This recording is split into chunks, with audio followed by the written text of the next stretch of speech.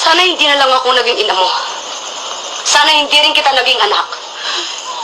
Ngayon, kung iniisip mo hindi mo ako pinili bilang ina mo, sana maisip mo rin na hindi itong buhay na pinili ko para sa inyo mga anak ko. Kung iniisip mo na sana binalik kita sa tiyan ko, sana maisip mo rin na ilang beses kong ginusto na hindi na kayo pinanganak.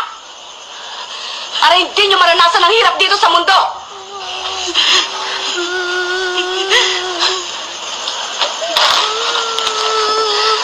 Pero nandito na ako. Nandiyan kayo. Kahit nandito na ako sa manlupalop ng mundo, dito dala-dala ko. Ang obligasyon ko sa inyo na bigyan kayo ng magandang buhay dahil magulang niyo ako. Hindi mo ako naiintindihan. Hindi ko hiningi lahat ng binigay niyo sa amin. Kayo may gusto na hindi ako. Dahil mahal ko kayo. Mahal ko kayo.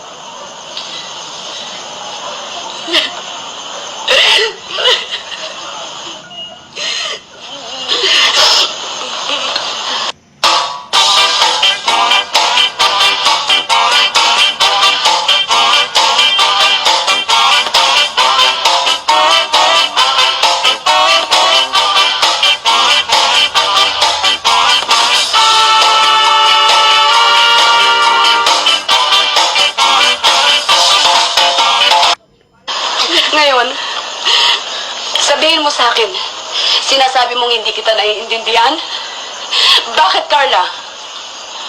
Ako ba inintindi mo kahit minsan? Hindi.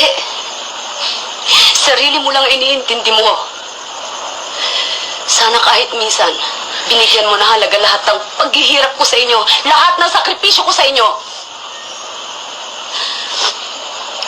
Sana, tuwing umiinom ka ng alak, habang iniitip mo ang sigarilyo mo, habang nilulustay mo yung mga perang pinadala ko, sana maisip mo rin kung ilang pagkain ang tiniis kong hindi kainin para lang makapagpadala ako ng malaking pera dito.